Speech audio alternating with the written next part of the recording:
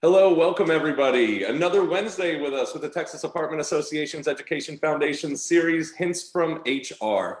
I'm Blaise Spitaleri with Gemstar Construction. We're missing Becca Ramadi today, but fear not, we got a great lineup for you.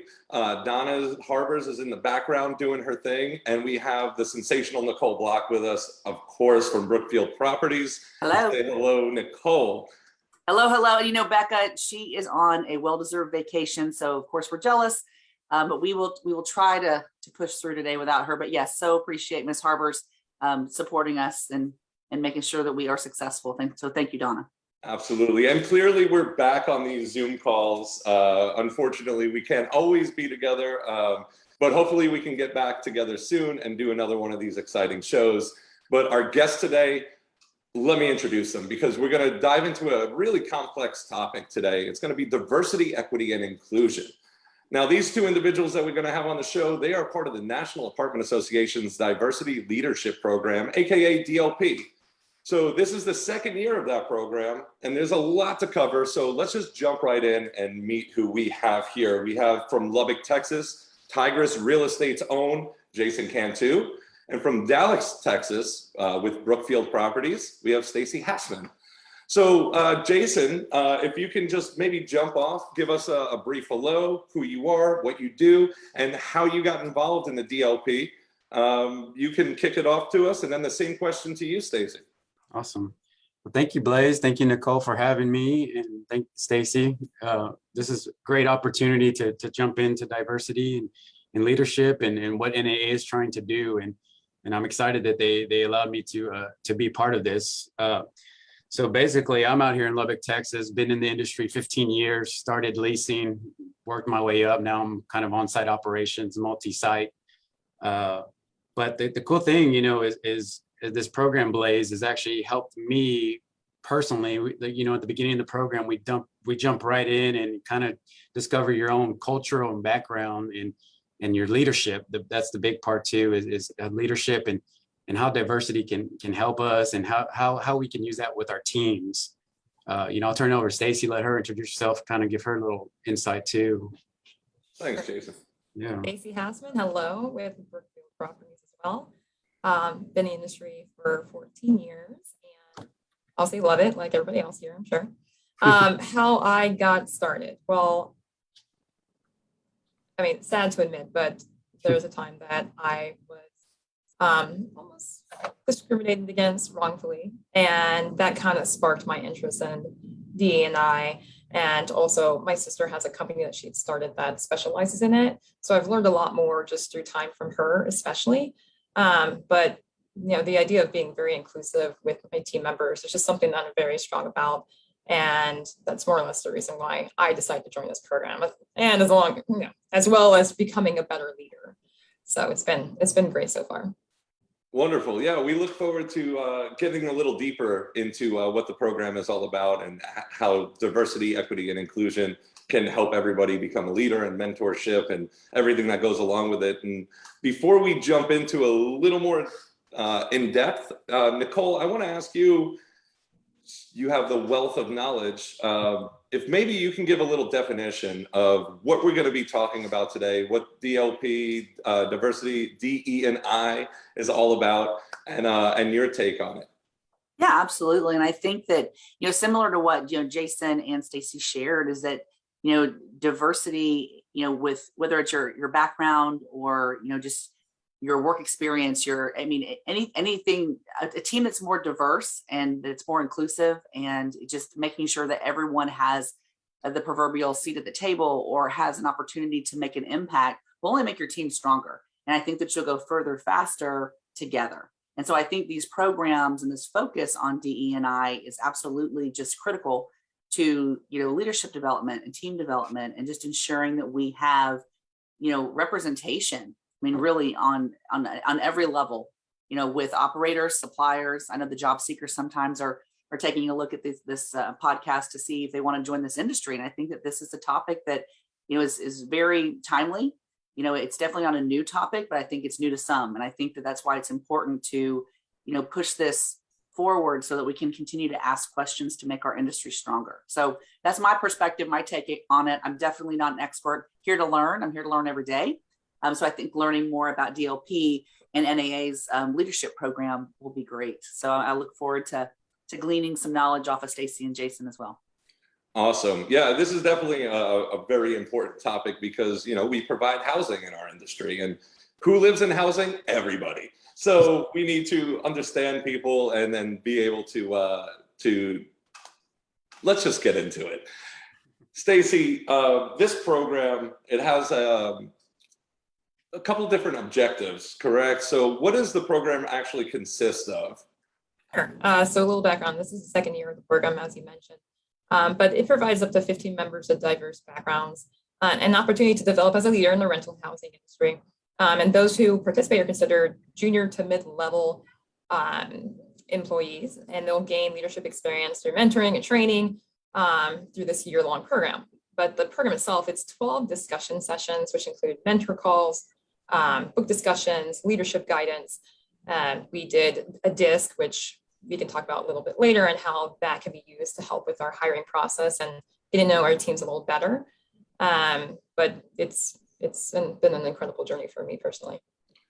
Amazing. So truly very, very immersive, it sounds like as well. I know that, you know, I think that is, you know, one of the things that Jason can share too is, I mean, there's an application and a selection process, you know, for this program because we want to ensure that the time commitment that, you know, that people are setting forth, you know, for the mentor and the mentee and everyone involved, that they definitely understand it's reciprocal, you know. So I think that that's something that should be pointed out as well. So these candidates were selected, which is fantastic, and across the country, which I think is even more impactful. So that, yeah, but definitely 12 sessions. You mentioned mentoring, you know, and the DISC profile, which we'll talk about a little bit too. We've talked about in previous hints from HR. But what else, Jason, from your perspective, do you feel that the program entails? You know, the greatest thing that I liked about it is I felt like we were like a small committee of diverse leaders, and then we had the safe space. I think that was the greatest thing, is you really don't have that in, you know, within your workplace. If you're lucky, you have a space where you can actually give your concerns, your thoughts, your ideas, and get like-minded representation, you know, out there saying, yeah, I experienced this too. Yeah, I see that too, you know, and how did you guys handle it? I think that was like the biggest benefit, you know, apart from learning about yourself, you know, like you said, from the DISC, learning about how your tendencies are, but just having that group of familiar faces just to share and open space, a safe space is what I would say. I think that was the greatest benefit. So I'm curious, you talked about there's 12 different sessions. How many have you all actually participated in now? How far into the program are you? When did it start? Yeah, I'm sorry, Jason, but it started in February. I couldn't tell you how many we've done, but it's almost like every other Friday. And then we have mentor calls on top of that. And Jason, if you have the exact answer, you can jump in here. I was guessing 10. I think okay. We're going to need an accurate answer. We're going to fact check you guys. So we got one Friday. I know we got one Friday. Yeah, we have the mentor call Friday. Yes. Is each session then, and Jason, is each session a different topic that you guys are working through? So yeah. I know one of them, I believe we mentioned, is mentoring. And maybe you can discuss a little bit on mentoring, what that means to you, what you've learned from that session, and how you could apply that to your management side. Yeah, I think that's actually aside from our sessions, the mentoring. So we're all assigned a mentor, and they're predetermined. They pick them for us. They basically, you know, they ask us questions like, what person or what area of expertise would you like? You know, what are you doing? And they pair me up. Like, so mine is Angel Davila. I'll give him a shout out. He's awesome. But he's actually helped me just in my new position, because I just recently got in this position about 2 years ago. So he's helped me a lot, just kind of, you know, ironing out some stuff that I need to do. And then he's also helped me plan for my future. Like, you know, I'm talking about going to get a CPO instruction where I can go teach CPO classes, certified pool operator classes nationwide. And that's something that, you know, I never really thought about. And he's kind of helped me get going in that direction. So that's just an example personally, but basically all of us are paired with mentors. And I think I cherish those calls because we call and we get to talk to these guys and girls, and we, just they've been where we've been. And so it's really nice to just have somebody to talk to that experiences what you experience on a daily basis. What do you think, Staci? What about your mentor? Yeah, my mentor, she's a vice president with Grace on the student housing side, and she is African American as well. Some of the experiences that we discussed between us, we found pretty relatable. But it's been great to have someone to lean on who's also gone through similar experiences, and just I'm having a little ultimately, trouble hearing you, Staci. I don't know. Oh, if I'm sorry. I don't know if you heard anything I said, but I think we've got VP of operations with Graystar, maybe, or yes. Okay. On the student housing side, I think that's student all housing. Yeah, you're a good lip reader. Yeah, but what I was saying is that she's gone through some similar experiences that I've had, but it's great to lean on her to have discussions about things that I've gone through on a daily basis, even prior to being in this industry. Just being able to have that touch point has been really impactful for me and in my career. So it will be a continued relationship from here on out. So do y'all know how one can identify themselves as a mentor and get involved in that program? And if not, I advise you, if you're listening right now and you want to get involved in the DLP program, the mentorship program, reach out to your people at NAA and find out how you can get involved. And Nicolle, do you know anything about this, getting involved with the mentorship at all? So as far as the mentorship for DLP, I definitely think there's a selection process there as well. So we want to ensure that we are aligning the candidates with, to Jason's point, representation, for the current class of, 2021's DLP, right? So I think there definitely is a selection process there. But to your point, similar to other mentoring programs NAA does, I'm participating in the 20s and their 20s mentoring.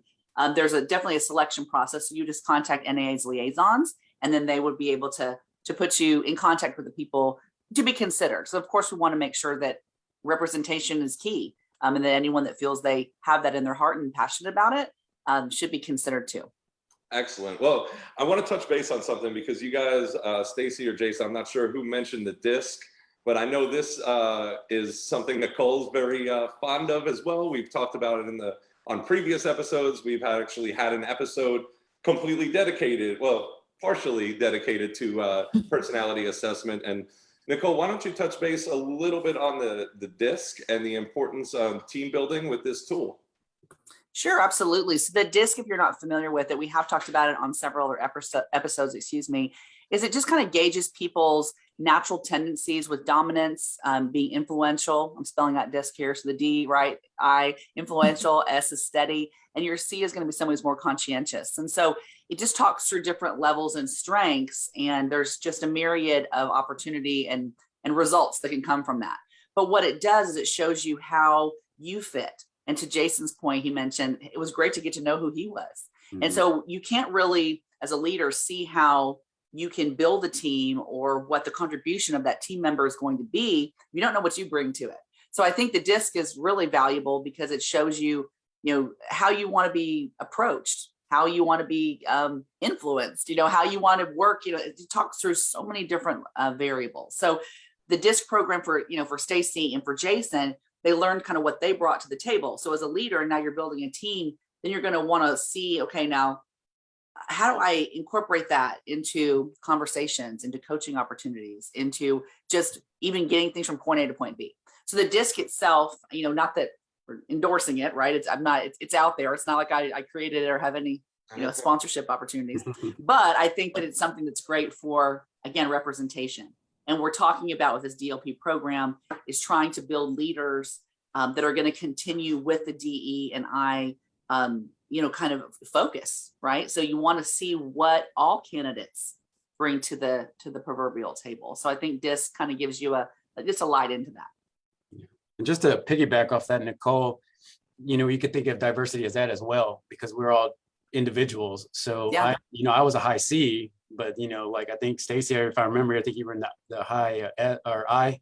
I. And, That girl's and an I. S, yeah. I will tell you, she's an I. Yeah, she's a high I for The sure. cool thing, like Nicole, like you were saying, Nicole, the cool thing is to learn that, you know, I can go to my staff and say, okay, they're a high I, so I probably should come at them like this instead of, you know, a detailed email that I would like, you know, and it helps you see that diversity, and it was pretty cool to learn that.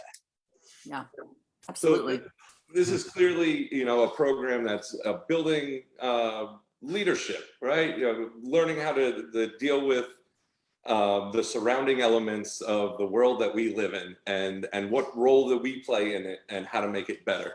I want to kind of just touch base, because this is Hints from HR, a little bit on hiring process now.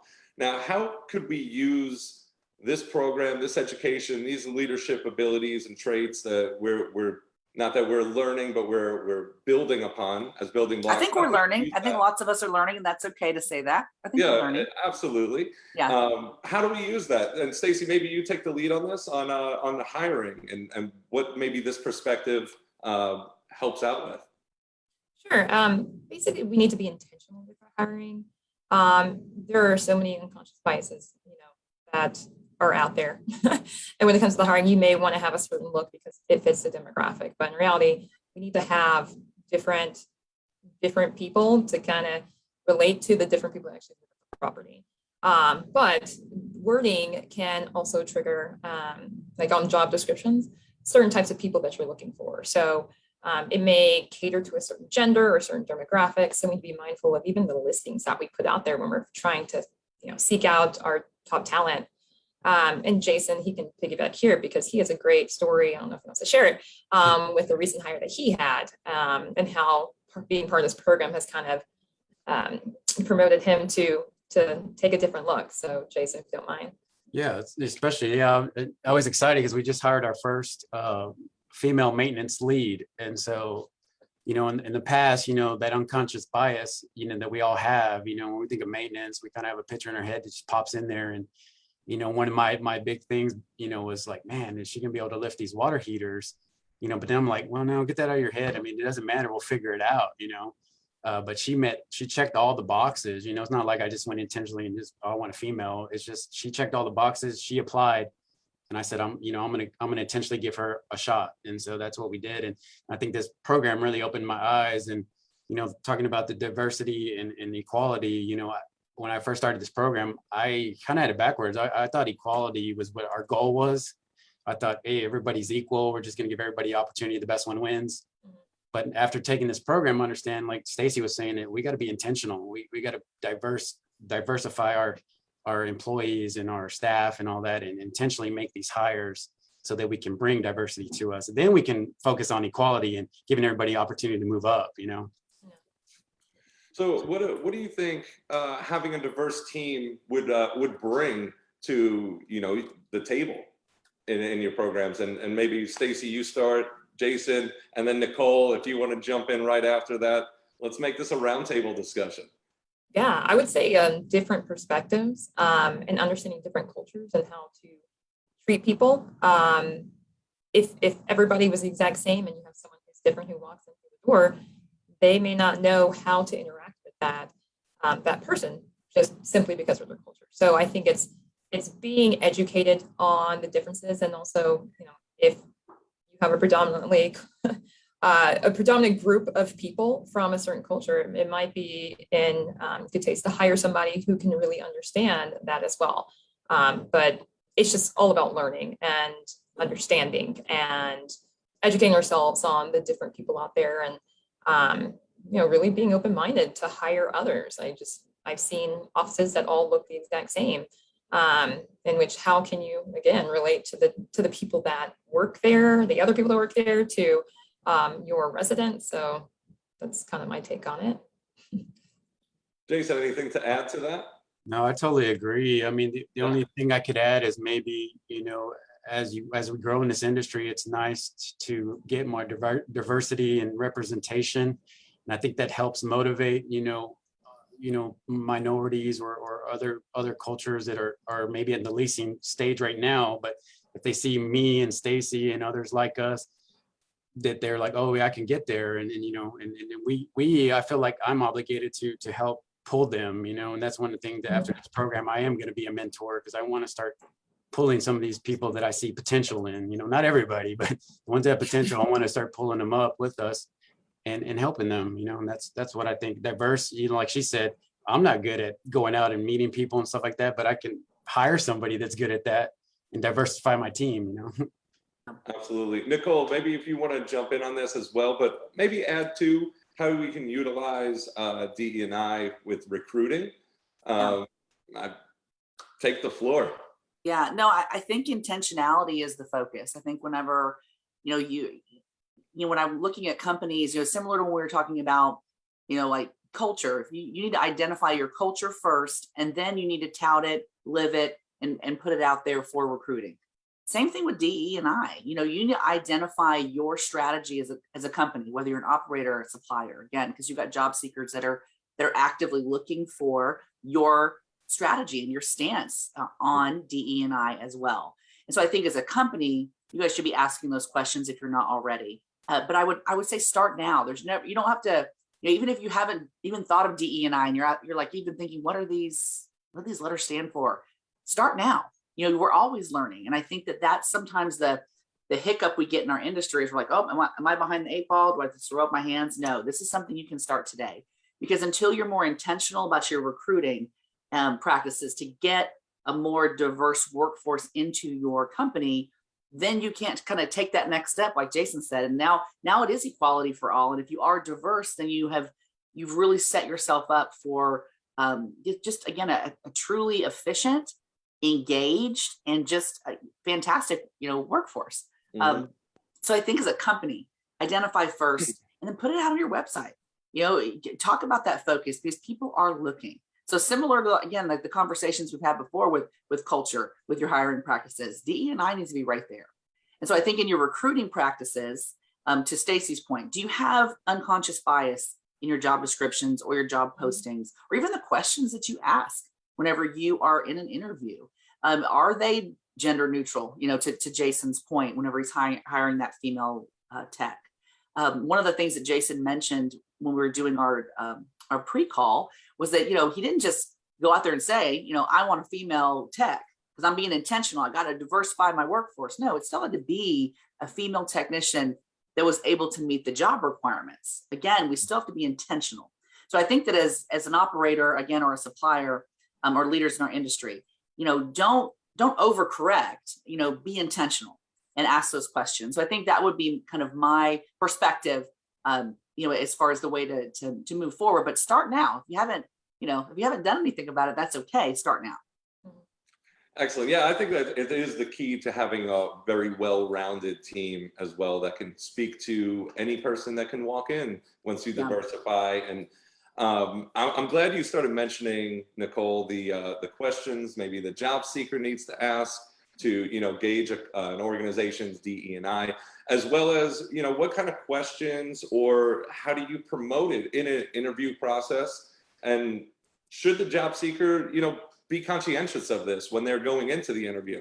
What do they need to look for? I know you mentioned the website as well, but what else maybe are we missing? And Staci, maybe you can take the lead on this, and Jason will piggyback. Sure. So there are companies out there that are asking the questions about DE&I and the importance to their the candidate that they have. So here's a couple questions that I found that I think that are being used across the board. But these are ones that are for the job seeker that the operator would ask to kind of gauge their DE&I. But basically, I wanted to provide some questions. I'm sorry, what is your approach? There we go. To understanding perspectives of colleagues from different backgrounds. Here's another one. Tell me about a time you had a direct report, feel a sense of inclusion or belonging on a daily basis. And finally, what steps will you take to eliminate bias from your hiring process? So those are just 3 examples that the operator would give the interviewee, but those can also be thrown back to the interviewer. So just like, how do you promote DE&I within your organization? Something as simple as that and kind of open-ended can give you a lot of details on whether or not this is the company you want to work for and whether that's the culture you want to be involved with. That's just a few that I've found. And clearly, if they have never even thought about it, the answer to the questions can be totally different. Then, you'll be able to tell if it's a focus, right? Similar to any other question that you're asking. you're asking a specific question. And so if they're unable to give you anything but, kind of generic posturing, then you probably know your answer without even getting one. Yeah. Jason, sorry, I jumped in. Sorry, if you want to Oh, you're add something, fine. absolutely want to give you an opportunity. No, I mean, that's Staci hit it perfectly. I mean, we're a growing company. We're a little smaller, but we're doing our capstone project, and I've been doing a lot of research, and I've been looking at companies like Kellogg and Tyson Chicken and all them, and they're actually using it as a selling point now to recruits, and their websites, they have, we have small committees for, Hispanic, culture committee. They have African-American committees. They have these little groups, and the LBGQ community. I mean, they just have all this stuff, for people that are job seekers. And to me, I was like, I'm doing my research. I'm like, yeah, that company's doing stuff. They're taking care of their employees. And I think that you can use it as a recruiting tool. Mm-hmm. Well, absolutely, you should. And I think that as an operator, though, you want to have credibility, right? So if if you really haven't explored it and you really can't speak on it, then you need to identify it first, right? I think that's what I want to make sure everyone hears. I mean, NAA, by creating this program, they had to make sure that it was as fully formed as they could envision. So there were think tanks and there were committees and there were things to make sure that we were just as efficient and create a program that was going to be a springboard for someone like Jason and someone like Staci. So sometimes, we kind of get ahead of ourselves, and kind of want to get out there, but we haven't really done the intentional focus. And so make sure, if I could just give some advice, make sure that you're doing that, right? Before you're wanting to speak on it. And since you just mentioned, the NAA DOP class again, let's kind of jump into that in the last couple of minutes and maybe talk about if we didn't hit on any of the topics that you guys have touched base on. Is there anything you want to shed light on that maybe we're missing? Because time is a little bit of the essence right now. So you have 3 minutes. Come on, guys. Yeah. So is there anything that we can cram in about 2.5 minutes? Let's try to do that right here and talk about the class. Yeah, I can. So obviously this year was a little different. It was all online, which in the past, the commitment is that you have to be in person. But honestly, like if you have a special place in your heart for DEI and also growth in your own career development, please apply for it. We believe it might be open in September, but again, we are not experts at this. So follow up on the NAA website or reach out to one of the folks there and they'll be able to help you out. But it's again, an incredible journey. And that's my plug for the DLP program. Nice. Jason, what is your plug, man? And did we hit everything that you wanted to talk about? Yeah, I mean, the only other, other thing if you guys describe the units, they did a really awesome article on Urban Alliance that they're trying to actually tutor, where they're actually bringing high school students in and actually mentoring them and doing internships and stuff. And they're doing it in, diverse communities, which I think is great. And that's another intentional thing we can be doing as an industry. Just wanted to share that little tidbit. But yeah, as far as this program, I'll be straight honest. I did it, for the leadership aspect of it. But when I got in there and we really hit the diversity and stuff like that, it really like opened my eyes. Like I said, I was thinking equality was the way to go. And this program just really kind of shed some light. And I'm kind of, I'm doing stuff intentionally now that I wouldn't probably have done if I didn't take this class. So I really encourage, like Staci said, if you're looking to grow, and then just for meeting all these guys in our group, I mean, with Staci, I mean, we're probably gonna know each other for a long time because it's just getting to know each other so well, So it's just one of those things that your network just grows tremendously. Mm-hmm. I don't want to throw this out for you guys, but I'm sure if people reach out to you, you'll be more than willing to talk with them and maybe give them some guidance. So if you're watching, feel free to reach out to these guys, as I just volunteered them. Their phone number is I'm just kidding. No, I mean, obviously they're tagged in the LinkedIn, their LinkedIn profiles. That probably would be the best way to connect with them, especially with this being kind of a business to business opportunity. So as we're rounding out our time, are there any housekeeping issues, Blaise, that we need to cover? There is, and I just want to add, I'm probably going to reach out to you guys too, because I feel like we've only scratched the surface. But thank you guys for being on the program today. I truly appreciate it. Hints from HR will be back September 8th. That's also a Wednesday, I believe, because that's when we broadcast. And we also have the How to Speak maintenance coming up. That's going to be August 25th. And this month's topic is going to be on training and technology. So make sure you tune into that as well. You guys have been wonderful guests. Donna, thank you for hiding in the background. Nicolle, as always. Thank you, Staci. Thank you, Jason. And, Thank you. We'll see you next month. All right, bye everybody. Bye, Thanks again. thank Thanks, you. Staci and Jason. Appreciate it. Blaise. Thanks, y'all.